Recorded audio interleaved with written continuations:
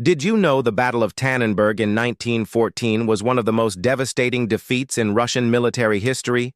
A clash that rewrote the balance of World War I on the Eastern Front? Germany entered the war fearing a two-front nightmare, with France to the west and Russia to the east. While most of its strength drove into France, only the Eighth Army defended East Prussia against overwhelming Russian numbers. The Russians advanced in a massive pincer movement. General Rennenkampf's First Army from the east and General Samsonov's Second Army from the south, aiming to crush Germany's outnumbered defenders. At first, it seemed the Russians would succeed. After the German defeat at Gumbinnen on August 20th, panic spread through German leadership, and General von Prittwitz even suggested abandoning East Prussia entirely. But Berlin replaced him with a new command team, the steady, retired Paul von Hindenburg and the brilliant but fiery Erich Ludendorff. Together, they formed a partnership that would define German command for years to come. Behind them stood Colonel Max Hoffmann, whose sharp insights included knowledge of Russian commanders' personal rivalries. Hoffmann realized Rennenkampf and Samsonov hated each other and would not cooperate closely. Then came a stunning stroke of luck. Russian forces transmitted their orders over radio with no encryption. German intercept stations picked up everything, their positions, movements, and intentions. It was like reading the enemy's diary in real time. Armed with this intelligence, the Germans executed a daring plan.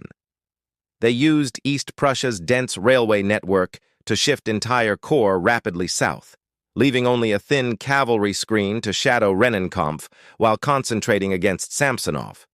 On August 26th, German troops struck Samsonov's flanks. Hermann von Francois led a corps from the west, while other corps hit from the east. Samsonov's army was stretched thin across 60 miles, unable to coordinate. By August 28th, the jaws of the German trap snapped shut. Samsonov's forces were collapsing into chaos, their commanders unable to communicate, their escape routes shrinking by the hour. On August 30th, the circle closed. Surrounded, short on ammunition, and with no hope of relief, tens of thousands of Russians surrendered. General Samsonov, crushed by the catastrophe, took his own life in a forest rather than face the Tsar.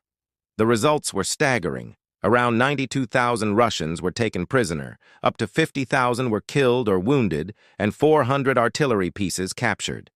In contrast, Germany suffered just 15,000 casualties. It was one of the most lopsided victories in military history. So much captured equipment was hauled away that Germany needed 60 trains to carry it all. But Tannenberg was more than just a tactical triumph. Hindenburg and Ludendorff became instant national heroes.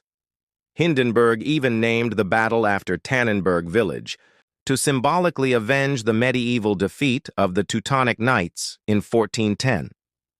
The victory gave Germany breathing space in the east and raised morale across the empire. Yet, strategically, Russia was far from broken. It replaced its losses within weeks. Tannenberg was brilliant, but it did not knock Russia out of the war. Historians note the irony. While Tannenberg saved East Prussia, the transfer of troops east may have weakened Germany's western drive, contributing to the failure of the Schlieffen Plan and the stalemate on the Western Front.